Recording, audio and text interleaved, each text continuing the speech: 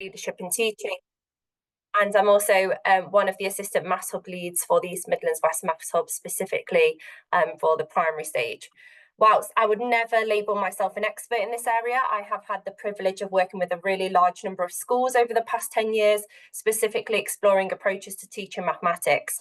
My experience teaching really spans from the EYFS to Year 6, and I have worked with a large number of secondaries focusing on how maths is taught specifically in Key Stage 3.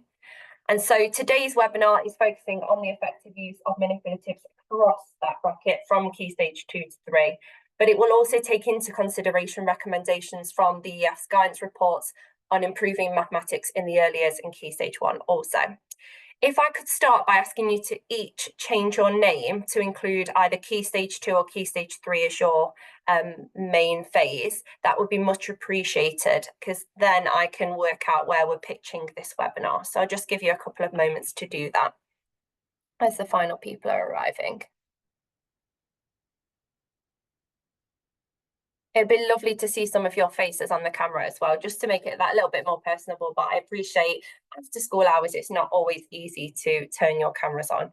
So it's not a necessity, but it would just be nice to speak to people and not a screen. Hi, yeah, I can't change my my details. I'm really sorry, but I'm Key Stage 3, if that's any good. Yeah, lovely. Thank you. There should be a little icon on your camera, 3 dots, and it should have a rename button. But if not, it's not an issue at all. As long as I've got a sense.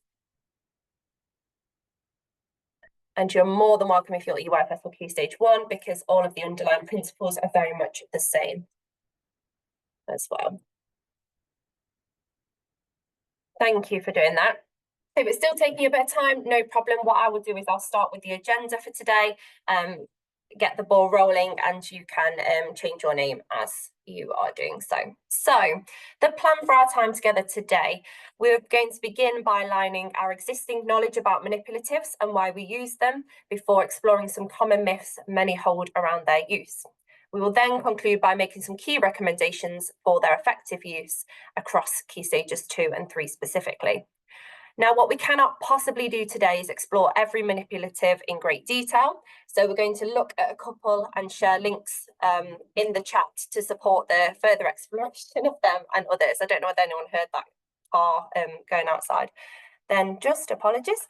And now, knowing the proposed agenda, what I want to invite you to do is just take some time to think, what is the one thing you hope to take away from today's session? Once you have that one thing, can you kindly post these into the chat, either as a statement or a question, so that I can work to address as many of these as possible in the time that we do have together. So just one thing you'd like to take away from today's webinar. Thank you.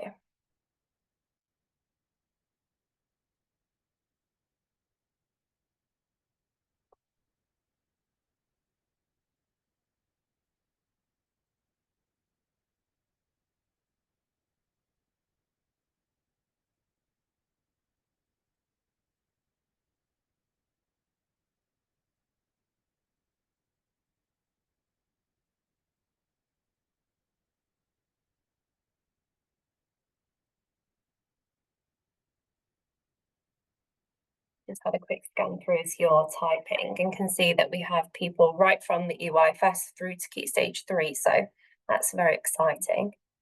It's not often that practitioners from all ages and stages are in the same room. It's just the absence of Key Stage 4, really. And then we'd have the full house. Thank you, Caroline. So making manipulatives user-friendly for older pupils. That's literally one of the talking points of today's session. As maths leaders often tell me how hard it is to get year 5 and 6 teachers to use manipulatives. I'm interested to see the effective use in Key Stage 3. Thank you, John. Yeah, absolutely. Research to back up why they are so important. How we can use manipulatives to help increase number sense, understanding in students that range from EYFS to year 1, 2. Absolutely, in a SEND specific setting as well. It's hugely important. So thank you. We'll make sure we address that and help with the contextualization of that too today. and adapting for different levels of abilities within a classroom.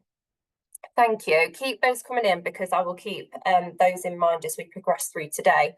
I really want to make sure that you feel at the end of this session that you've got something really valuable to take away, or at least some curiosity to further explore. So you can add to that as you come in. If you think actually there's something else as well that's sparking my interest, please feel free to use the chat at any point. I'll keep an eye on that.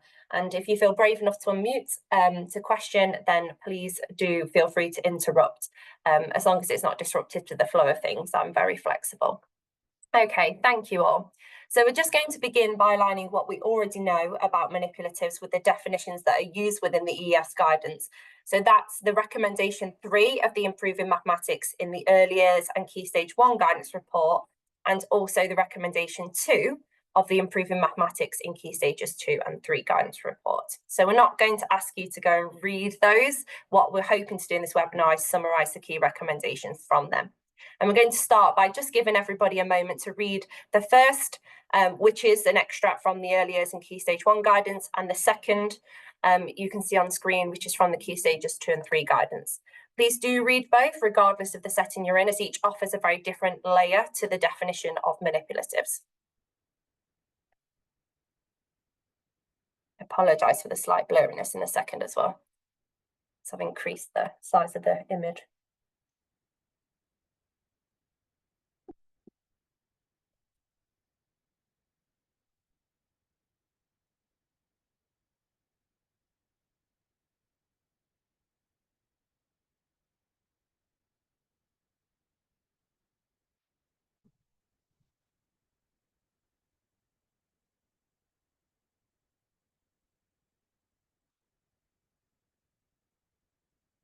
Okay, so what you've hopefully been able to gain from that is that manipulatives are objects that we can interact with and move, helping us engage with different mathematical ideas.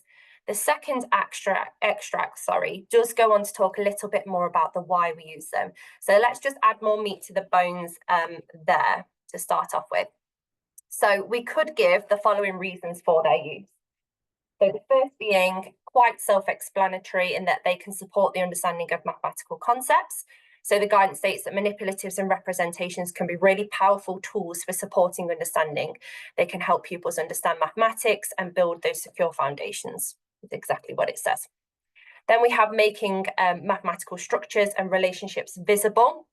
I think the most important thing we can do in mathematics is help children to see it, to be able to visualize the mathematics. And so the guidance talks about helping pupils to see patterns, make connections. It talks about helping to reveal the structure of the mathematics rather than just giving them the answer. So I'm thinking here as an example, whether we're looking for additive or a multiplicative relationship, for example, and revealing that. And I think if we just focus on tricks as what feels probably most comfortable in a lot of teaching practices, there comes to a point in a child's journey in education where these tricks are no longer helpful. And that's why in Key Stage 3, I've often spoken to practitioners who will blame Key Stage 2 for that kind of dip or gap in understanding. And so we need to fight to rectify that, really. Okay. And then we have developing reasoning. This is around the supporting the development of mathematical reasoning and communication, because the focus through the manipulatives of the talk becomes on the process and less concerned with the end result. And then finally, improving retention and that transfer of learning. The guidance specifically says that well-chosen representatives can help pupils to retain and then apply their knowledge. And it also speaks about their ability to support pupils to apply their understanding in different contexts as well. So we'll unpick these as we go through. But I think even more important is around what the data shows. So the EF toolkit actually looks at the use of manipulatives as part of the strategies included within mastery learning and mathematics interventions, which both show up to 5 months additional progress on average. And so when we look at the importance of them, we can't really argue with their importance based on that. So let's just pause here to revisit the point that manipulatives are just tools, and so how they are used is important if they are to have this additional 5 months progress. And so really to interrogate their use, what we're going to do today is we're going to bust some very commonly held myths.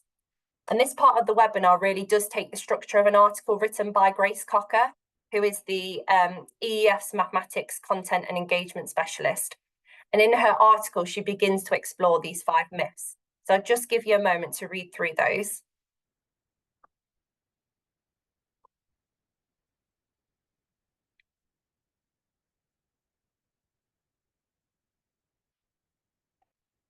If you've got your cameras on, just give me a nod if any of those have either been uttered out of your own mouth or you've heard them in the practitioners you've worked with, your colleagues. Yeah.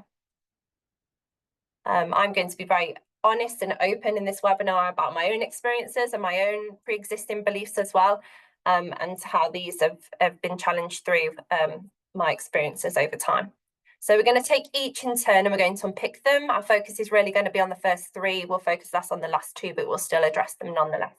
Okay. So we're going to start with the fact that manipulatives are only for younger children and our lower attainers, and that's actually come up in the chat. So I'm really pleased to see that, and hopefully what we talk about now will help challenge that belief back in school. So it may not be a sentence that you've ever said yourself, but it is often implied by many schools in the absence of them in Key Stage 2 classrooms onwards. The truth really here, and what we're going to do to each myth is present the truth. And the truth here is that manipulatives do benefit older children too. So the Key Stage 2 and Key Stage 3 guidance actually states that manipulatives can support understanding at any age if used purposefully. Okay. I think there are many useful videos. A quick YouTube search will be able to bring those to your attention. But what we're going to look at today is some what I believe to be quite credible sources. And so in looking firstly at this and challenging this idea, we're going to look at algebra tiles being a really great example. And I'm going to use the NCETM, which is the National Centre for Excellence in the Teaching of Mathematics, because they have a lot of videos around this key manipulative, and they can be found on the website through a quick YouTube search. And because of considering the range of stages that we've gotten today, we're just going to watch a brief snippet, and then I'm going to direct your attention, if this is an area you're interested in, through links in the chat. Okay, so let's just do that. And what I'm going to have to do just really quickly is stop sharing my screen and reshare it. It's always useful when there's lots of things going on. Okay. I just realised I've done the age-old thing of not showing my sound, so let's try that again. Okay, can everyone see the video? Fabulous. Okay, so I just wanted to give a bit of context. I'm going to choose to show the video for adding and subtracting directed numbers. Whilst you may not teach this, especially if you're in a special setting, and it may not be within your year group's curriculum content, I do want you to focus on how algebra tiles are used here to help us make sense of this key idea. When they've probably never made sense before, I certainly know that during my own school experience, I just learned the rules surrounding this idea. I didn't even question why it worked. And this just suddenly made sense to me. So hopefully you can look at it through that lens for yourself also.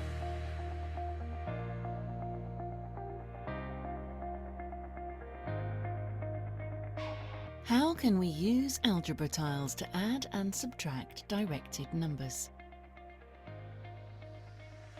Let's look at these different ways that we can use algebra tiles. First, let's see what zero pairs are. Because the reverse side of an algebra tile represents its additive inverse, we can use the 1 tiles to represent calculations involving directed numbers. Combining a tile with its red counterpart represents a value of 0 and is called a zero pair.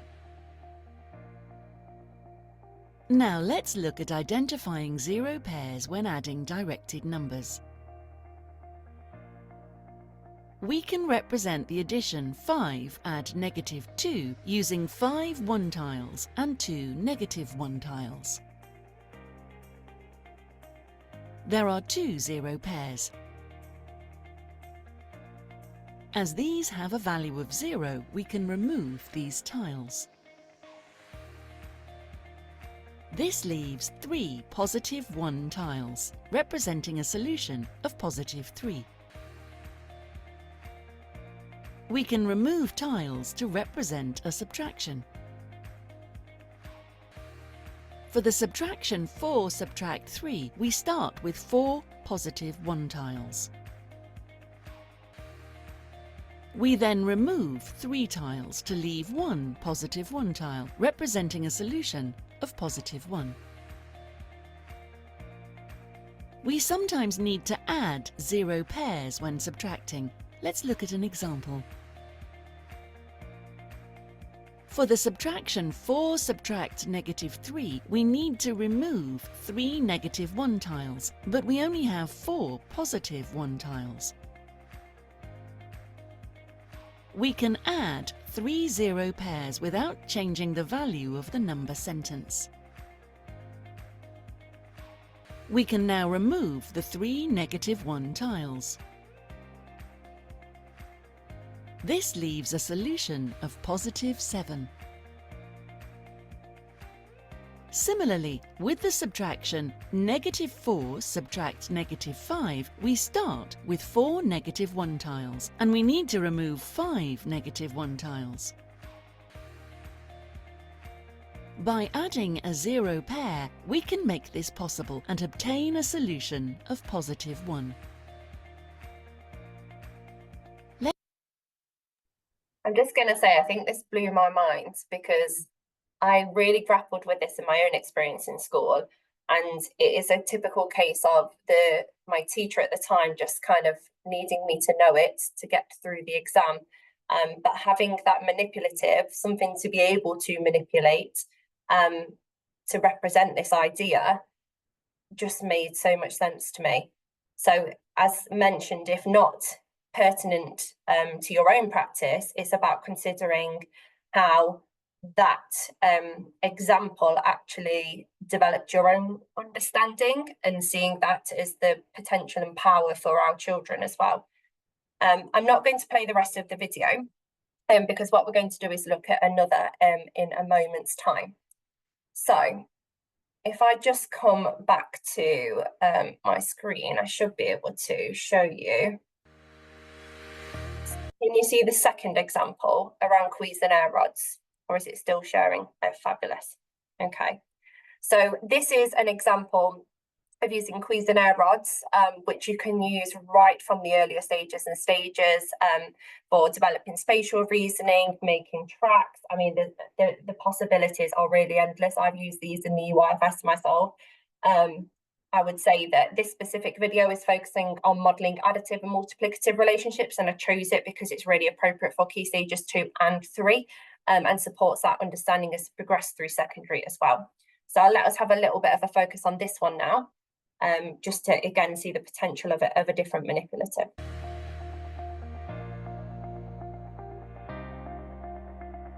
We can place Cuisenaire rods end to end to model additive and multiplicative relationships.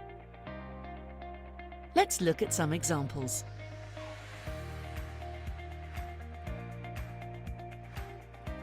First, an additive relationship that involves combining or partitioning.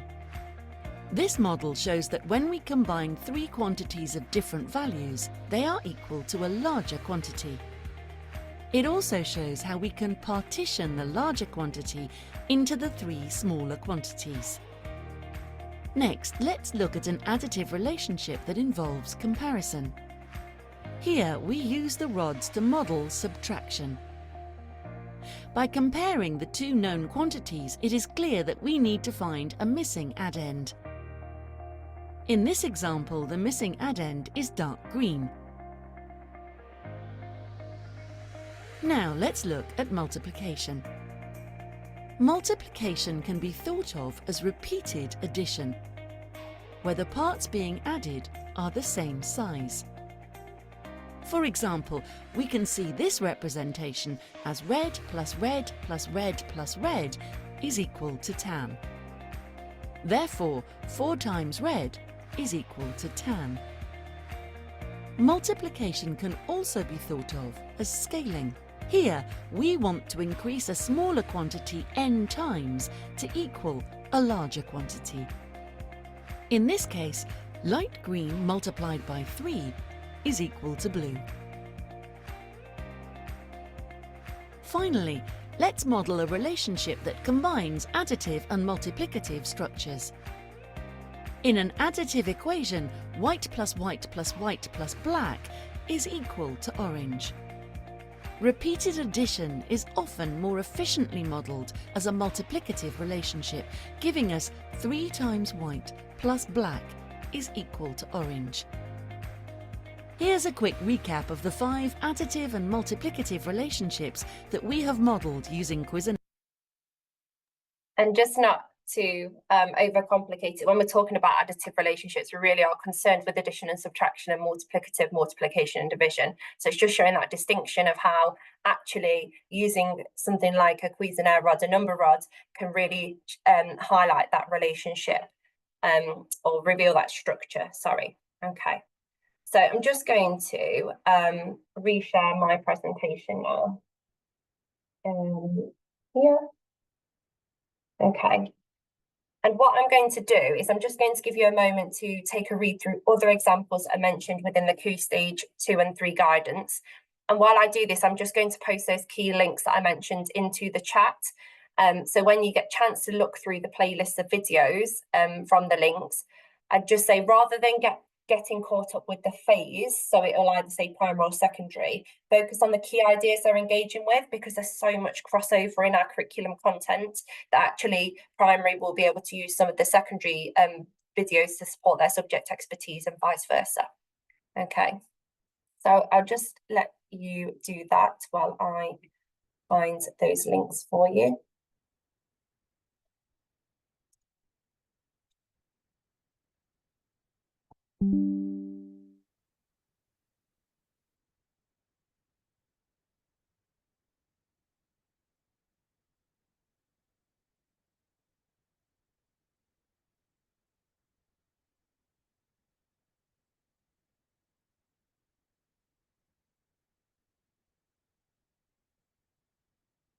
Okay.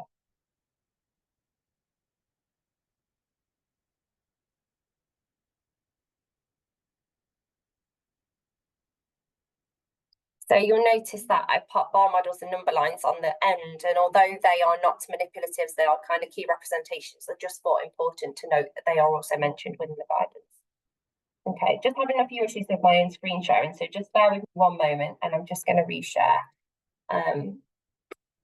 my screen.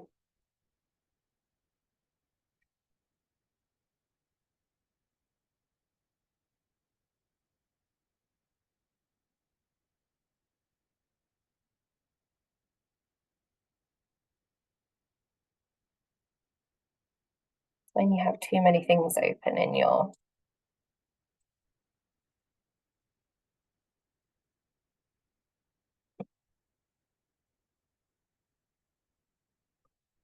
here we go. Can you all see the PowerPoint now? Lovely. Right, thank you. It's because I want the chat open. I want to be able to see everybody. I've got a few notes at the sides as well. So here we go. Right, so just moving on to the next myth then, which is all around using manipulatives will affect children's behaviour. The truth here being that structure and our intention drive the behaviour, not the tool. So poor behaviour often does result from a lack of clear routine or misunderstood task goals, not the manipulative themselves. And I know this may feel really frustrating to listen to, considering you've tried multiple times to stop those Numicon shapes being used as fidget spinners, but it's hard to argue with the evidence. So one strategy that I've personally found to be hugely beneficial in introducing manipulatives into the classroom for the first time even is to let children play with them, okay? And that was play, I did say play. Playing and exploring is really celebrated as a characteristic of effective learning in the early years.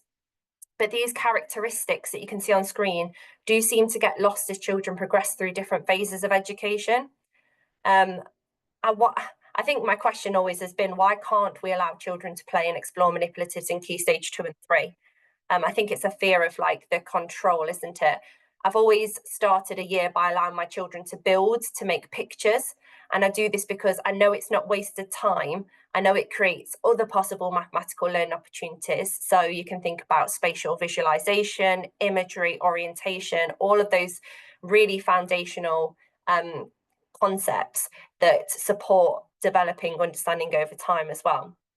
So that would be my recommendation, to actually just pause and let children play with them first. Yes, obviously it would make sense to think about introducing this in a planned and structured way. And then what you can do from this is start to establish explicit routines for their use, including how and when they're used. An example that is given is around having a manipulative agreement, which could be as simple as a gesture indicating whether allowed to touch them or not at certain points. And what is really clear is from my work with local secondaries, the more we use them in primary, or the more we use them at the start of through school, the more prepared they will be able to use them at key stage 3 as well. So it's also in preparation for that continued understanding. It's not thinking that as soon as they leave our school gates, that's it, and we're kind of done, and responsibility can be given over to somebody else. Okay, so that and play and exploration is something that we can delve into later in the webinar if you feel that we've not talked much about that. But I think, yeah, the most important thing to take away is having a bit of a structure to it. Let them build something, let them make a picture out of the manipulative first. It creates that every child has an innate desire to play and explore, and we just need to allow for that and tap into that, so that that novelty, as we'll talk about, will eventually wear off. Okay, and then we come to the third, and this time words I have actually spoken myself over and over, and that is that manipulatives are there if my children need them. The truth here is that manipulatives must be explicitly modelled and not just made available. As teachers, support staff, we cannot assume that pupils will know how to use them effectively without guidance. And I do remember 7 years ago now, I created toolboxes of manipulatives, and they sat on each table in my classroom, and they were readily available for children to self-select from. So it doesn't matter what idea we're exploring, they could use the manipulatives at their discretion.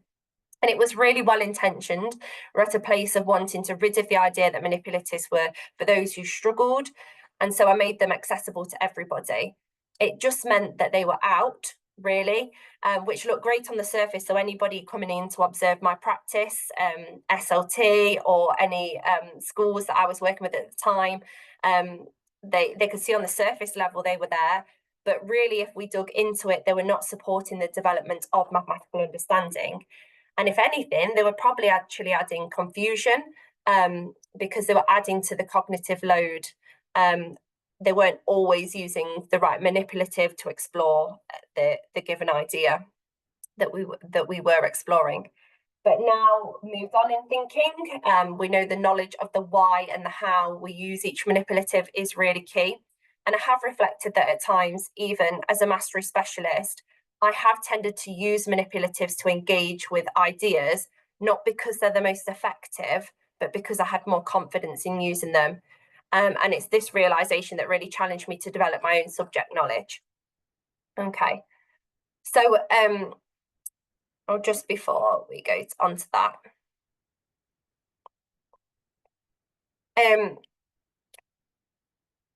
I think it might be a good point here to pause, because if we know the effectiveness is tied to the how and why they are used and not just their presence in the classroom, it can only really happen when we commit to developing our own subject knowledge and knowledge of how to use these manipulatives. So before we do look at those practical tips, can I just give everybody a moment to consider how we could do that? How could we develop our subject expertise to use these manipulatives, and just share some ideas in the chat. because I think creating a bank of ideas to support each other's development and using these would be really useful. So it might be that you've attended some professional development, which would prove to be a really good source of or insight into using this manipulative. You might have attended some Numicon training, for example, is what I'm referencing there. Or you might have done a specific subject knowledge development program with the NCTM and the maths hubs. Or you might have used a particular scheme of work that's really great in uncovering that.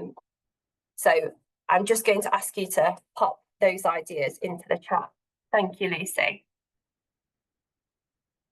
Yep, so absolutely having the NCTM videos. And as I say, the link in the chat that says secondary mastery resources is an entire playlist of those, specifically looking at Cuisenaire rods and algebra tiles. But what else do we have between us? There must be lots out there.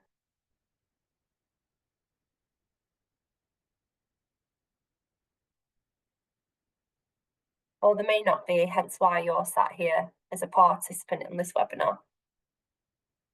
Yeah, I agree, Lucy. YouTube does have some really good ideas, but be careful around the source of them and whether they are a credible, most knowledgeable other in using them. I do think it is worth paying attention to our schemes that we use, because a scheme is there written by a math subject expert. So yeah, White Rose being one of them. And they do suggest particular manipulatives for particular ideas. What's really tricky with them sometimes is they cannot possibly demonstrate how to use them very well because they're 2D in nature. So although there'll be some teacher guidance, it's worth then being able to have something else that supports them how to manipulate and how to use. Yeah, thank you, Caroline. There is a course for non-specialist maths teachers in the NCTM. That's really useful. Oh, I like that. Some suggestions for nice resources that I've not heard of as well. And yeah, being part of a Maths Hub Teaching for Mastery groups. There is a subject knowledge, I'll add in my own, the teacher mathematics program for teachers and teaching assistants, for ECTs as well. There's the range of different ones that, again, we'll look at different manipulatives within that. So thank you. We've got a bit of a bank there of things that we can all tap into to develop our own subject knowledge. But I think that is almost the preceding step in before we get them into our classrooms, actually developing our knowledge of how and why we could use each particular manipulative. So thank you for that. So just returning back to those practical tips then. So if we feel more confident in how and why each manipulative is used, then we can start to model the use of manipulatives as part of our teaching, and we can make those explicit links to the mathematical concept being developed. Okay, so I think to round this one up, it's not enough for them just to be there, because that doesn't mean that it's developing understanding and bringing about any of those benefits we talked about. It's about making sure that they are explicitly modelled, they are introduced in a purposeful way, and then maybe over time, through developing the independence of using them, it might be that in Key Stages 2 and 3, they can make a conscious decision about what manipulative they want to choose to explore a mathematical idea, but it doesn't happen by chance. There's a lot of steps that we take to get there. Okay, so I'm not going to spend as long exploring the fourth and fifth myth, but I do feel they still need addressing, and have again been could reference them in some of the just one things that we arrived at the start. The fourth being manipulatives should help children to do the maths. I've heard that a lot. The truth here is that manipulatives develop our understanding by helping us to visualize the mathematics, to see the structure of it. They don't give us the answers, unfortunately. But it is the hard thinking involved in the process that does lead to a deeper understanding. It's not the answering correctly that brings about that hard thinking. So it is worth referencing that. And what is really interesting here is the statement about over-reliance on manipulatives. It's worth thinking about them in the same way we think about scaffolds, and could here include the deployment of teaching assistants as well. The scaffold can eventually be removed once a child's developed a greater independence, and it won't happen if a dependence is actually created because we're spoon-feeding the steps. And that is what typically happens with some of our less confident, less experienced. I don't always like to say lower attaining. Kath Ripton talks a lot about lesser experience, just because that may be the reason why they are attaining differently, because actually they've had far fewer experiences in mathematics, and so we're there to gift them. But if we are doing it for them, then they are going to want our reassurance all the time. We are creating that dependence. So it's worth thinking about how we use them to bring about that hard thinking to create that greater independence eventually. And I suppose the final bit to conclude here is that children have to engage in the hard thinking themselves. Otherwise, yeah, we're really doing the maths for them, aren't we? So I'd say these points here just highlight what manipulatives actually do. And at nowhere there is the mention of them doing the maths for them or giving them the answer. And that really shouldn't be what we praise anyway. If we want to redefine success in maths so that we raise positive attitudes in our classrooms, it's about praising the process that they've taken, not the end result, and not being as focused on, if you asked your children what do they see to be a successful mathematician, it would probably be that getting a lot of answers correctly. But that's only one part of it, isn't it, really? It's about actually being able to engage in some hard thinking, being able to explain their ideas in different ways, prove their understanding without the dependence of an adult self-check, without having a tick done for them, those sorts of things, all those behaviours that have to be taught, I suppose, or modelled, so that you create children who are never finished, who want to keep finding out more, developing their understanding further. And then finally, we don't need manipulatives because we use other key representations. I hear so many Year 6 teachers use that, and I understand, because of the constraints of time with the end of key stage tests looming on them all the time, that they've got other key representations they can rely on. But the truth really here is that manipulatives and representations work to support each other. It's not either or. And we could really delve into how children learn here and all the theories surrounding that, but we simply do not have the time. So I'll leave you to more consider this one. And I'll just leave those there as well. Just take a read of those.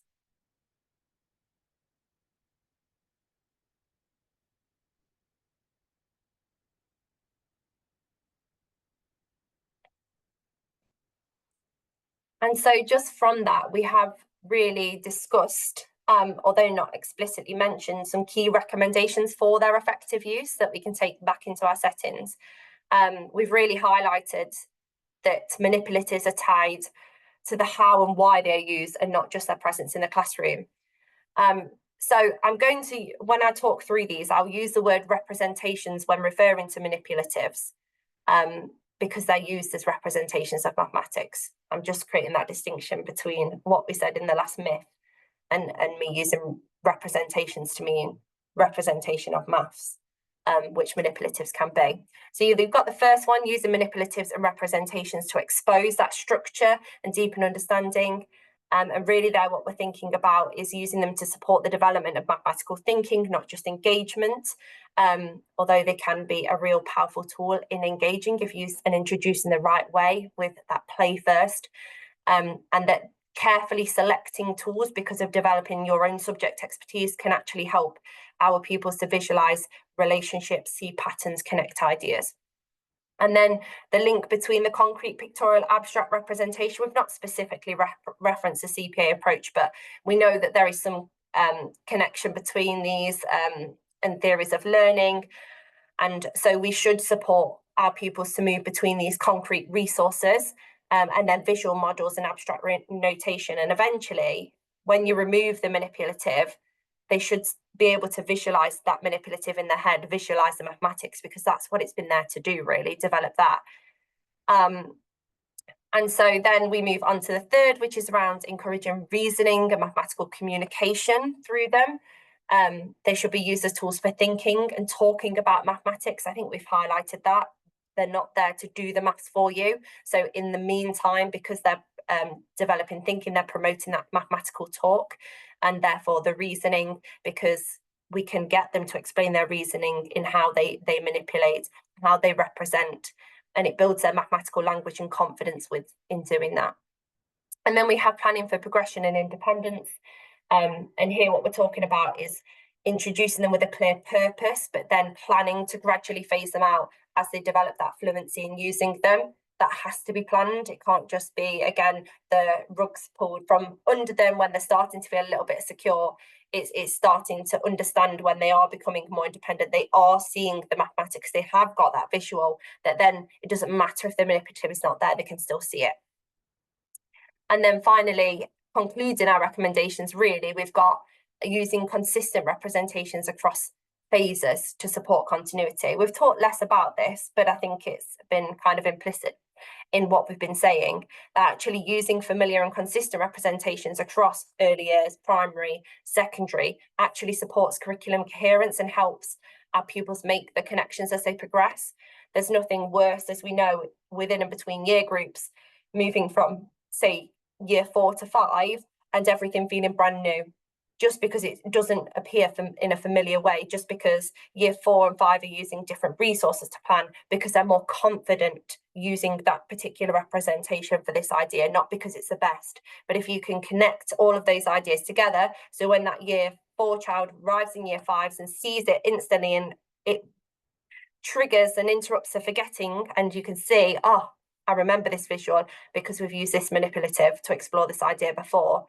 You don't end up having to reteach everything and end up resenting the member of staff that gave you the children. I know that is just typically what happens, and I completely understand why, but that one being key if you have any influence in kind of the whole school approach. So just want to take a little bit of time, and we have got a little bit of a gift of time. So I'm going to give you 3 questions to consider and talk about, and I'm going to give you a little bit of chance in breakout rooms. I'll organise you by stages. If you change your name, just as I'm allowing you to read these questions and to think about them. And I just want you to have a discussion around those myths, around the challenges you face in your own setting, and what would your responses be to those questions.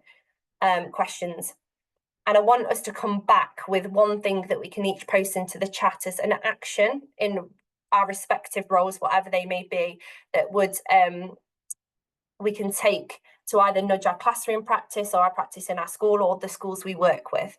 And I'd like us to post those into the chat when we do return as well. If you also feel from those conversations you have any more lingering questions, anything that's been left unanswered, because the nature of a webinar, and especially it being an hour, is that we can't talk through everything. But if you want to just explore something in the short time we have, whether that be play or whatever, then bring that back into the room as well. So just a few minutes to read through those questions, and then I'm going to be inviting you to a breakout space. Just have a chat with colleagues in your own phase.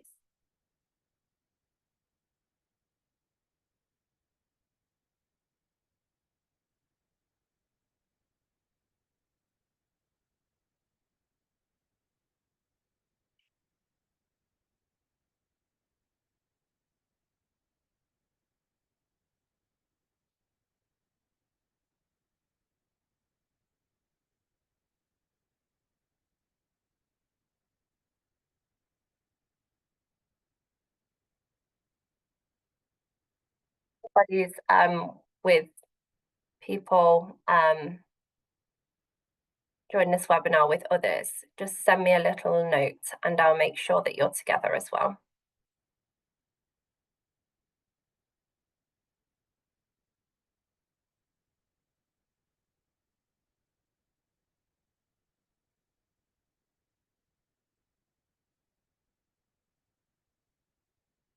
Okay, you're going to get invited to them now. Don't be afraid, don't dip off. I think this is one of the most useful parts, just having time to talk to colleagues. So I'm going to invite you back in 5 minutes, as I say, bringing back that one action that you're going to take to kind of nudge practice in your respective roles, and any other questions that you may have.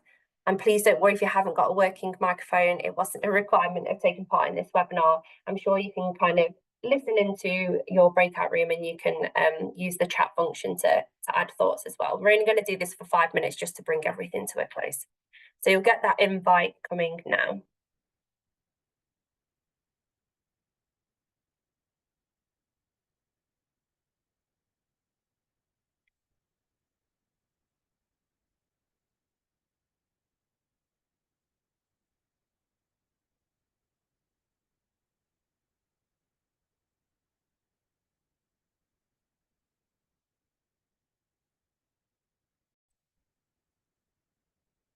So thank you for doing that. I know not long enough really.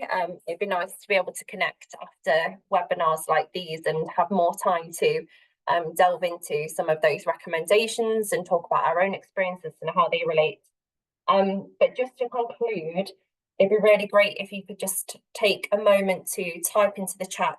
It doesn't have to be one action you could take as a result from the recommendations that will nudge your practice. It might even just be something that you're now thinking about, something you want to challenge, just something you found interesting. Okay, it can be as simple as that. But if you could post those into the chat for me, just so I can gauge where we're at. And what I will say as well is, because of only having this hour together, couldn't possibly cover everything as much depth as I would have loved to.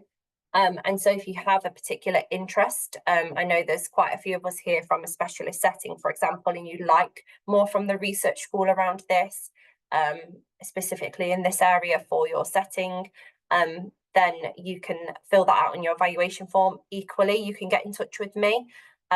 We offer lots of opportunities for professional development as a maths hub. It might just even be a wanting to pick up the phone and have a little bit of a discussion around something that you're finding to be quite tricky and moving things on in your school.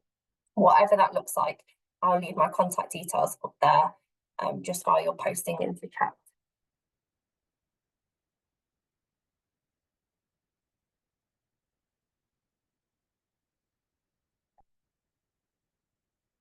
I love that about how actually showing Key Stage 3 examples in Key Stage 2 highlights to staff in Key Stage 2 why it's so important we do use them, so that if used in secondary, it's not something completely brand new. That's a really good thought. Thank you.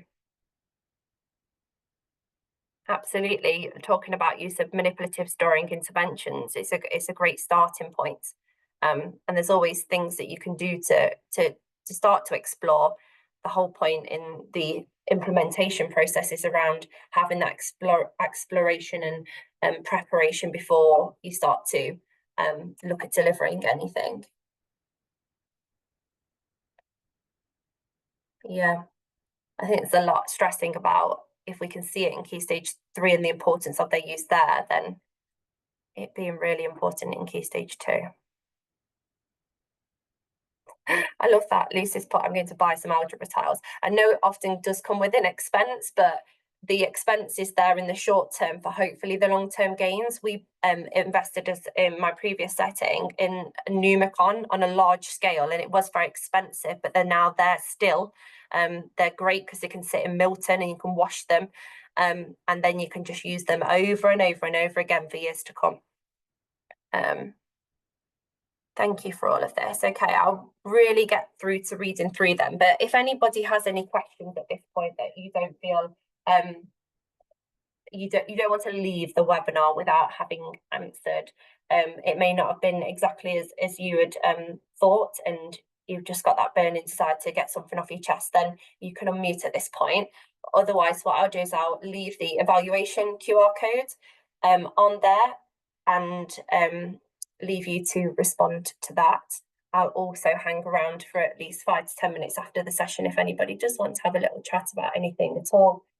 But yeah, here would be a really good place to request anything in future. This might have sparked just a curiosity. That might have been all that it's done today. But it might be that you want further information around this specific idea or this.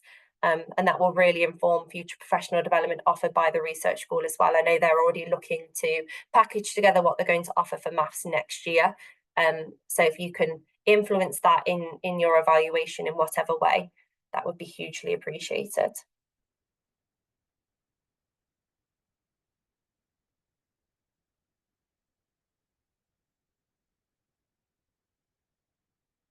And then all that's really left to say is thank you. Thank you for giving up your time from 4 till 5 on a school day.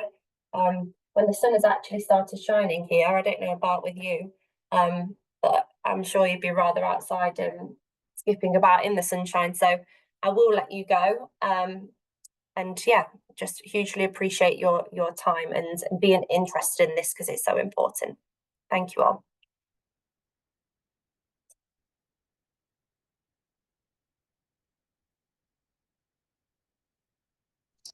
Nicole. Hi, Lucy. I'm putting my video on so you can see me because it's nice to see your face, isn't it? Yeah. So I am a primary maths specialist teacher, currently leading maths in Beach Academy, which is a specialist provision, ASD specialist.